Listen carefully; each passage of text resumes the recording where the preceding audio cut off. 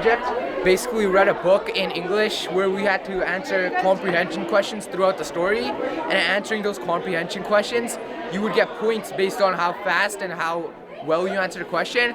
At the end of the story, you would have to use those points to build a shelter, and these are all the shelters we built, right? And then we also have symbols here as like this pig stick on a head.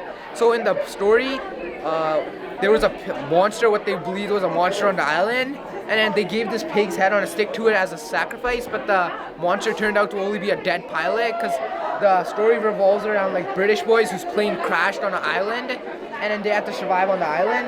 And then at the end, since we all built shelters, these are like the top 3 shelters that we built. These were the journeys that we did after. We're here. There's a different style to them. There's some in the back as well. Like, if you look at this shelter, it's one of the better ones because it was built so sturdy that if you drop it, it just doesn't break. Just falls straight down. It doesn't break at all. For this one, you can flip it around like that. And it doesn't break. But eventually this one won. This one won eventually. Our teacher chose this one. We also made journals. So like it was supposed to be like creative journals. So one person, what they did was they etched one journal entries onto a piece of wood.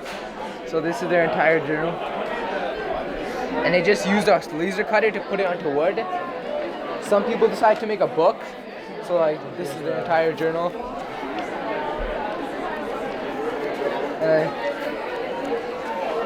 Some people put it on like a smaller thing. So like they used these, made it look like it was really old because it was during World War II.